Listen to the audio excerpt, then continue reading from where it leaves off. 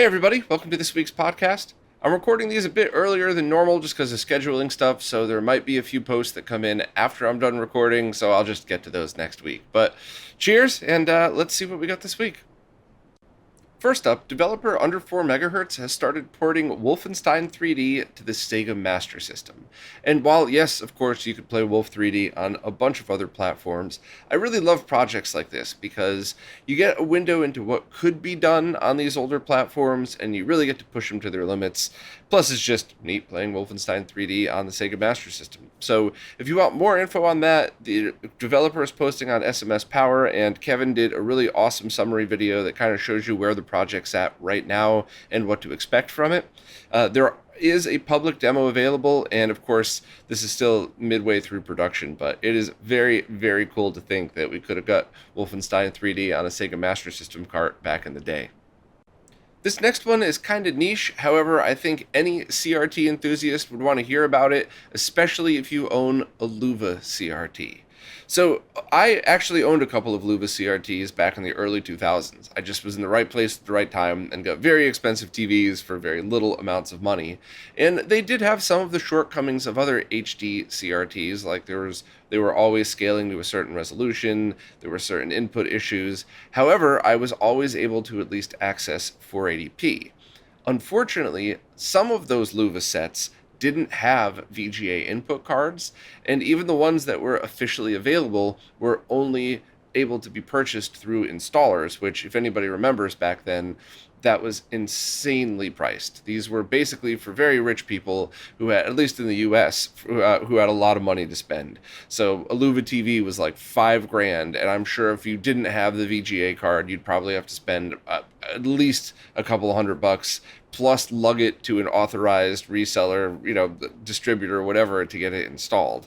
So that basically means that there's a whole bunch of Loewe TVs, especially the Zelos, I think that's how you pronounce it, that could potentially do 480p, but don't have the correct input. However, luckily, somebody was able to come up with a solution for that and have a homebrew version of it. Now, this isn't going to miraculously get native 15 kilohertz running. You still have all of the issues of HD CRTs, like you're going to want to get it to 480p. Basically, check out that video I did a while back on classic consoles on VGA monitors. While there might be slightly better ways to do this on HD consumer CRTs, this is definitely not a bad way to do it, and there's a whole lot more research that I'll be doing soon that's focused on HD CRTs. But at the very least, now any 480p source you put in is going to look great. And of course, you could just line double the 15 kilohertz sources. And I'm not sure what other resolutions this TV would accept. A lot of these HD CRTs didn't accept 720p. They only accepted 480p and 1080i. And I think any lower resolutions were either input specific or were scaled automatically. So it's kind of an interesting thing. And, like I warned you right at the beginning of this section, a bit of a niche thing, but I love that people are continuing to do research on this, because the more I look into these HD CRTs, the more I realize how awesome they are if you know exactly how to use them for the right use case.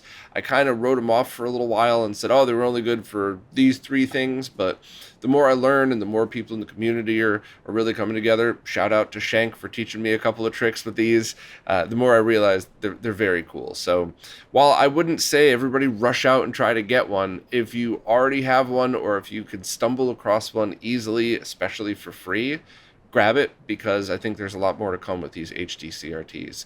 So the only other thing to note, I believe this eBay auction that I linked to sold out now, but they're definitely going to be making more, because this is something that I just don't think they anticipated how many people around the world had these Loewe TVs that wanted this input. So definitely check back and just kind of check the link in the post, but everything should be the same link. And now Loewe Zelos owners have a very cool input card to buy.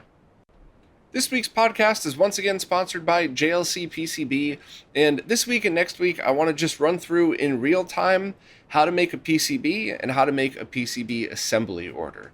And I've gone through very detailed posts about this with previous ads, but I thought this one might be kind of a fun, neat one to bookmark if you just wanted to remember what's a quick way to get your PCB made and what's your quick way to get the full assembly made. So this week we're going to start out with just making a PCB again. And as usual, start by either logging into JLCPCB or signing up for a completely free account. Then click on Order Now, hit Add Gerber File, and click on the file that you're looking to upload. Sometimes it takes a while, sometimes it doesn't, not really sure why. However, once it's done uploading, you'll get the picture of what it is that you're going to be making, and you're just going to want to do a visual inspection to make sure everything looks kind of the way that you want it, and then just decide the basics. You could normally leave all of this stuff completely default. The base material, the layers usually select itself. Product type doesn't usually matter. The only thing that would matter is PCB quantity, so we're only going to make 5 because this is a prototype that we're testing. And also we're going to leave the basic green PCB, fastest turnaround time. And what I normally like to do for my personal designs are all prototypes are green for this exact reason. That way whenever we look at it, we know just by seeing the green that it's a prototype and we get it as quickly as possible. But you could get any other color you'd like, it just takes 2 more days to order them. Other than that, most other things here you pretty much won't need to check off.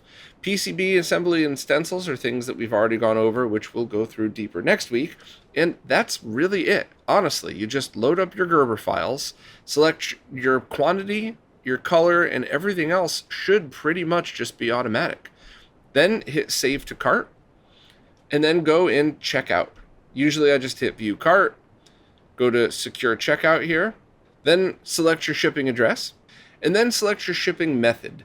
If you want your PCB prototypes as quickly as possible, I definitely recommend just using the default DHL Express Worldwide.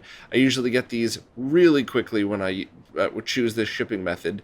And it's not cheap, it's much more expensive than just the PCB order, but if you're in a rush to get things tested, I really think this is worth the money. But if you're on a budget, or if this is your main purchase for PCBs, so you select a different color, doesn't really matter how long it takes to arrive, you could drop the shipping significantly. Right now we have a grand total of just about $5 for shipping and PCB prototypes, which is awesome. I then strongly recommend you hit Pay Directly, not Review Before Payment, unless I guess it's a giant order or something, but that way you could just pay with PayPal, check out, and be done with it. And that's basically what I do from here on. I just pay with PayPal, and that's it. And then it'll arrive fairly quickly, and you could finish your prototyping process from there. So that's it for this week. Next week, we'll go a little bit more detailed in how to get the full assembly ordered, but I'll skip next week the payment and shipping stuff because we showed it here. Russ Lyman just posted a video reviewing GrafxGear's NES controller overlays, or inlays, or however you're supposed to say them. So basically NES controllers have that sticker that's covering the top, but it's not really a sticker, it's a high quality inlay, and over time sometimes they peel back, sometimes they come off, sometimes controllers are damaged, or sometimes you just want something unique and different, especially if you have a third-party controller that you don't mind tearing off the label that came with it. And GrafxGear has made some really high quality ones for a while now. And I've had a whole bunch here. I've passed them along to different people to try to spread the word. And I couldn't really figure out how to do a video about it. I can't remember if I've done a post yet about it. My apologies to GrafxGear if I haven't. But then I saw my friend Russ Lyman post a video. And I thought, oh, here's the perfect chance to write this up.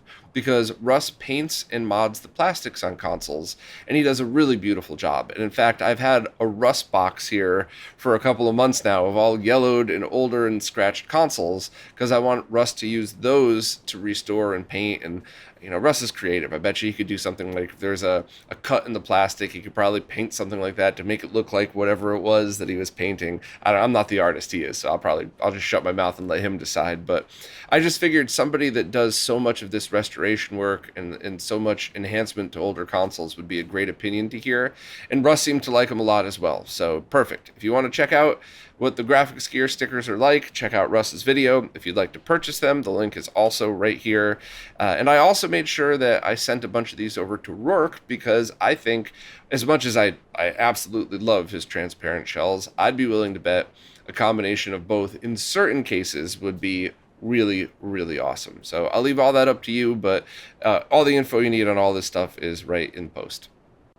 Lewis from Zez Retro basically lag tested a 1,700 person theater in Tallinn, Estonia, which I just thought was so awesome. He started with a time sleuth test to the projector, which was a lot quicker than I thought it would be for something like that, because you don't need low latency devices in a giant room, but that was pretty cool to see. And then he also did testing with different wireless controllers, and it was really awesome to see the latency change depending on where in the theater he was. And while he didn't have like an oscilloscope to get the microsecond measurements, it was very evident which spots were laggier than others. So I don't want to spoil the rest of the video. I probably already just spoiled half of it, but I think any of my fellow nerds would just want to watch this one because it's neat. It's silly. I mean, it's not very practical. I'm sure most of us, if not all of us listening, aren't going to be trying to game in a giant theater somewhere, but I think the perspective of it is pretty awesome. And visualizing distance to stuff and how certain things may work better than others. I don't know. I really enjoyed this one. This was a lot of fun. So thanks to Lewis for jumping on the opportunity to do it. And if any of you other nerds get the opportunity to do stuff like this, please let me know, because I think it's fun to share things like this. And, even if it's just a retweet or whatever else, I really enjoy seeing and sharing stuff like this, because heck, it's what I would do if I had that opportunity. The 4K Gamer Pro Sharp Scaling device is now for sale on Amazon. So a while back I mentioned how you could purchase it through Indiegogo. Before that I did a video about their Kickstarter campaign, and now it's just on Amazon, which I think if you're like me, it's a lot easier to just buy stuff off of Amazon than try to worry about any of that other stuff. So the campaign was already funded, obviously, so whatever method that you choose to buy this, if this is something that you want to buy, doesn't really matter, but I think most people would just prefer the Amazon link. Now, this is a sharp scaling device that could only accept 1080p and scales sharp to 4K. And it is not an integer scale, and there probably will never be an integer scale version of this. It does have some edge enhancement rigging added to it, but this is really preference based. I lag tested it so many different ways, and it is zero lag added. And it's really just for people that want the opposite of the M cable. The M cable will go from kind of whatever you give it to smooth the edges out, and this will give a sharper scale of it. And if you think this and or the M cable is dumb, that is totally fine. You might be kind of an ass if you felt the need to post that, but it is totally fine if you don't like it, if you don't find any use for it. I just wanted to get the word out there because there were a lot of people who saw this and even who are receiving it now and commented that they like the look that it presents them. And that's all I care about is, does it add lag? No, neither does the M cable. Does it do something to destroy the gaming experience? No. That's really up to you if you hate sharp or soft scaling, but no, it doesn't do something like deinterlace things that aren't interlaced in the first place. So it really just comes down to, do you want to add this to your setup? And you might or you might not. That's totally up to you, whatever, that's cool, but I thought it was neat. I liked it, and I use mine all the time for 4K testing. So I do more tech work than I do gaming by far, so I actually use this thing all the time, but more for when I need to send a 4K 60 source to something to do some kind of testing with lag or whatever else. So I think it's a very cool device. I'm glad they made it. Would have been cool if they did an integer scale version, but I just think, and I mean this with respect, I think they already had the campaign running and they already had the device pretty much done, and before they realized, oh wow, there's a huge retro gaming market that could take advantage of this. So if I were in their shoes, if that's what happened, I would release it as is too. Whereas if maybe I had gotten a chance to meet them before they even started the campaign, they could have spent another 2 months adding a true integer mode. But it's not there. It almost definitely will never be there. So this is one of those devices that you buy for however it is today and don't hope for any updates. And that is not a dig on anybody. everybody. There's no disrespect meant. I just really want to curb everybody's expectations, because every time I post about this, I get a lot of weird feedback from people that seem to not understand that it's okay to not like it. But, it absolutely has a purpose if that's what you're going for. So anyway, check out all of the videos that I did, and of course the awesome one that Wobbling Pixels did about it, and decide for yourself, is this something that you want or not? Now it's time for this week's Mr. News, care of Lou from Lou's Retro Source. As usual, I'm going to skim through these and only add my thoughts where I really want to talk about something, but for the most part, if you hear something that piques your interest, please check out Lou's video for all the details. Starting us out, there's a bunch more projects coming out based on the TTY to OLED, which is a device that can display things like marquees and logos when you load them automatically on your Mister. And I'm very excited about this because I'm still rotating around my arcade machines and figuring out my arcade. I have 2 now, but which one I want to keep, which one I don't. Do I want to rebuild one? So depending on what I end up with, I might end up doing a lot with this project. So we'll see what happens. Hopefully I'll have a whole video on that. Also, there is now a beta release for the SNK68 core, which is for games based on the Ikari Warriors 3 hardware. Jimmy Stones announced that the game he's been working on turns out to be the arcade game Clean Sweep, which is almost 50 years old, so that's kind of a very cool way to preserve that older game. Darren O and Attract 17's cores are now going to be beta cores will be easier to download. The Ypsilon was able to create a downloader called CoinOp Collection, and I think this is one of those things where once everything is in final, it's probably going to be just directly into the Update All script. Looks like Lou was already able to get it through Update All. I was as well, so maybe this is just a separate downloader, but definitely check out the links for descriptions. Checkmate has shown some pictures of their displays that allow you to integrate a Mister into them. These are the 5x4 aspect ratio displays that have 18 plus milliseconds of lag, tons of ghosting, that were supposedly going up for sale for over $500. So I'll let you come to your own conclusion on that one. Also, Javier posted a link to a web page that could be helpful for FPGA developers, which is something that I think is always really cool because anytime you can get more people helping out or more people into this stuff, it's always a good thing. Even small additions are always appreciated.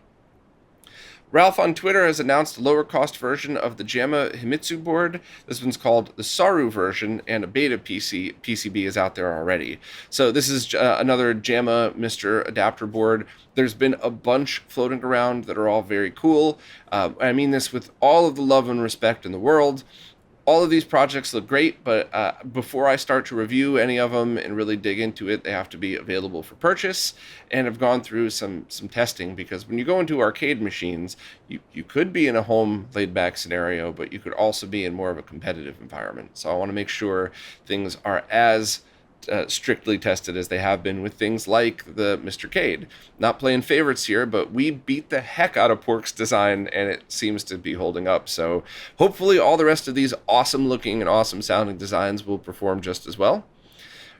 Also, Hotego released a beta of Super Hang-On, and this is thanks to the developer Gyurko, who was able to point him in the right direction for fixing a bug in Outrun, and that led to this. So very cool. As usual, if you want any of Hotego's betas, sign up for the Patreon, and if you are not in a position to do that, they'll become public soon enough, so no worries there. The arcade game Prehistoric Isle has received a few updates, including an update to allow people for using S-Video or Composite to use the YC module. So that's pretty cool. I'm still really looking forward to doing the follow-up stream on that. I'm just waiting for the latest edition of Mike's adapters. Also, Pierco has given some updates on the Bank Panic arcade core. There's no Mr. Core yet, but the simulation seems to be working. And I actually just saw a bunch of those pictures up on Twitter. That looked pretty cool. Darren O accidentally stumbled onto schematics for Alpha Denshi's 68K96V platform. So this is pretty cool because now this might lead to a core for Sky Adventure.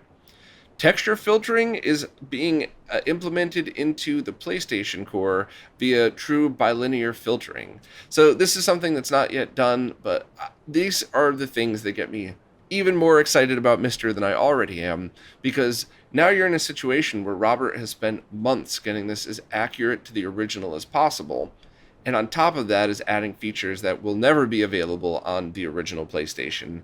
So you're getting to equal to or better than territory with this, which is so impressive. And also, there's been a few updates and fixes to some Atari, NES, EG2000, and 32X core, which I'm still so thankful that we have a 32X core. Anybody else who's felt the pain of those terrible mushroom turds knows why it's so cool. And if you're one of the lucky few that's just never had a problem with yours, don't ever get rid of it, because you'll probably never have one that works as well like it. And speaking of Mr. Stuff, I recently posted an interview with Martin Donlin, aka Wickerwaka, who did the R-Type core on Mr., but has also been an awesome help behind the scenes, was very patient with me when I needed some help with a bunch of stuff, and it was just a really fun, laid-back chat that I think a lot of people might enjoy. This was one of those where it almost felt like it ended too early, but I'd rather have that than the opposite, you know? It's kind of cool to end these conversations with people wanting to hear more from us, rather than be like, wow, Bob just didn't shut up again, huh? So that's obviously a dig on me, not Martin. But anyway, I think any of my fellow nerds would probably enjoy this one. This was a lot of fun. It was just a very cool chat, and the perfect example of when I want people to feel like they slid up a coffee or a beer next to us and just kind of joined us for the conversation. Mike Chi recently posted a new firmware update for the RetroTINK 5X, and it took me a while to finally get around to testing it, and I still haven't dug as deep into this one as I would have liked to, but let's start this out, and maybe anybody listening could add their thoughts as well. The first update is an adjustment to the composite video encoder that specifically is designed to help NES and Famicom games. So I think I did a live stream very recently where I showed NES stuff, the FPGA, half real, half FPGA NES, and when I was comparing it to the original one, you could see the composite video curl up on top. So basically, just like a sync issue on the top of the screen, you might see the screen kind of curl over to one side. And while you could have in the past fixed that by tweaking a couple of settings, this should do it by default, so that all you'd have to do is plug it in, set your input, and that's it. So if you use NES or Famicom and you've had any issues, definitely just use this firmware update. And if for whatever reason it doesn't work for you, you could always go back to the older firmwares. There's no locking here with the RetroTINK.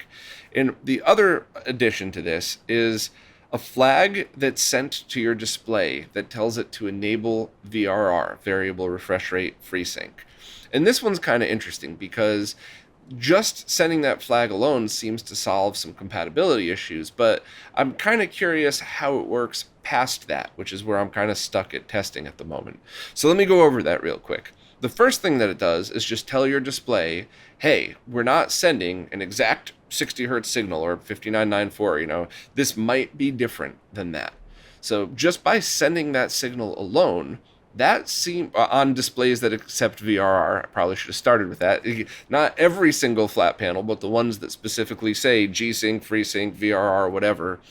Then you should be able to increase compatibility on certain model Neo Geos and some other weird ones in frame lock mode, not triple buffer. So and I know I'm going multi-layered here, but triple buffer mode adds rolling just over a frame of lag, so it's between just a few milliseconds in a frame, and the compatibility is pretty much perfect. And then as soon as you drop down to the lower mode, or modes, depending on your settings, then that's when you might get compatibility issues, kind of sort of like the open source scan converter. There's a lot of TVs that were not compatible with 5X or sometimes even 4X modes, but would work fine with 2X. So it's kind of the same theory behind it, in that if your display is expecting a very specific signal, but then you have a VRR display and it says we don't need a specific signal, that seems to just fix it with a bunch of them. So that alone is a cool option. Just go into the HDMI menu and enable it, and that might work for you. And if that was the only thing that it added, I would still think that it was very cool. However, it's possible that this would allow for that in the frame lock modes and the non-buffered mode to have smoother VRR type stuff. And my test for this has always been the arcade version of Mortal Kombat, because when you're on the screen at the very beginning, before you even start the game, where the characters are scrolling vertically, that is very, very easy to spot. You do not need to be a video expert. You could just be walking by it, and if you see it scroll and then jerk and then scroll and then jerk, then you're not running at the exact refresh rate of the Mortal Kombat board. So I haven't had a chance to test that yet. I'm not sure if true VRR is even possible with the HDMI transmitter chip on that. Not a dig to Mike, we're nerds. It is what it is. But I wanted to ask that because if you have a solid way to test what VRR could do and you own a RetroTINK 5X, give it a try and let me know what happens. Do you still get some of that judder? Does it happen in triple buffer? Does it happen in frame lock? But at this point, I'm really just nerding out and digging deep. Mike added that for exactly what I explained. Compatibility in non-buffered modes or lower buffered modes, just to tell your TV doesn't have to be locked to this exact signal. So I don't know. I get really excited because every time I see a developer do one thing, I could almost always see what comes next. So if you have the ability to test, let me know. If I got this all wrong, absolutely make fun of me in the comments. I deserve it. But I think I'm pretty close. Retro Gamer Store just posted a PSA about a problem with the standoffs on their Genesis Mega Drive shells, and I didn't really run into that big of an issue with it, but I wanted to talk about it here, and I definitely think it was the right thing to do for Retro Gamer Store to post this, because it's always good to be transparent with your customers and let them know what to expect. I didn't think it was that big a deal, and I didn't have to go to the lengths that they showed, but let me just walk you through it and let you decide. So, one or two of the standoffs on these shells apparently weren't drilled deep enough. So the standoff is fine, the position is fine, everything is fine except you can't get the screw all the way in. So I think I ran into this in two different standoffs, but I'm used to just having brand new well-built plastics where you use these self-tapping screws to get it in there as far as you can yourself, which means it's always really tough to screw it down. So and in fact, that's why Martin started including new screws with these cases, so that way you could use a brand new screw and a Phillips head screwdriver rather than a 30-plus-year-old screw, a Torx screwdriver, and then snap the head off, like what happened to me in at least one of those live streams. So just having a good screwdriver and a good quality Phillips head screw, I didn't run into any issues with the top case. I think there was one standoff that I really had to just, put my back into it to get it screwed all the way down, but then it was totally fine. However, one of the other standoffs, the one that holds the power board in, I couldn't get the screw all the way down. And the solution for that is super, super easy. All you do, if you want to do it right and you want to do it cautiously, get yourself a paper clip or anything else that you could fit in the hole and mark off. And then also measure the correct length. And all of this is in the PSA post that I'm linking to here. And you use a drill bit the size is also noted here.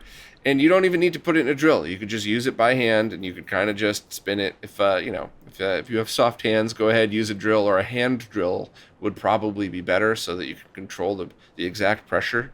And that's it. That's really basically it. And then the screw should be perfect. Just make sure it's straight down. You don't drill it down at an angle, but that's it. So as far as problems, quote unquote problems go, this is about as easy as anybody could imagine. There's an excellent chance that depending on how deep the screw went and what type of screwdriver you're using, that you might have just torqued it down enough without doing this. But it's very cool that the PSA was posted just so you don't wonder what the heck happened. Other than that, I still love the shell. I did the stream a couple of weeks ago that I just was so impressed with how they looked. Heck, I might even throw another link to it here just because the three cases that I looked at, I just thought were awesome. So thank you very much to Martin for taking the time to do this, just to let everybody know what the solution is. But luckily, as far as problems in production goes, this is about as easy as anyone could ever ask for. So any thoughts on that, please let me know. If you had a different problem than I did, or if maybe I'm misunderstanding this, let me know. But I think this one's super easy, and it's just a quick, like, hey, warning, this is what you might have to run into, but you should be fine. Well, that's it for this week. I still have a backlog of posts of things I want to write about. However, none of them are time sensitive. So while there are a few things that I'd love to be promoting and discussing, you're not missing any pre-orders that I know about at least. And there's nothing that would have suffered because I didn't post about it early enough. So hopefully I'll be able to catch up by next week. But as always, thanks to everybody who watches, listens, plays nicely in the comments, and especially thank you to anybody who supports in any way possible, including just spreading the word, because the more people we get involved in this, the more we can do. So thank you all so much, and I'll see you next week.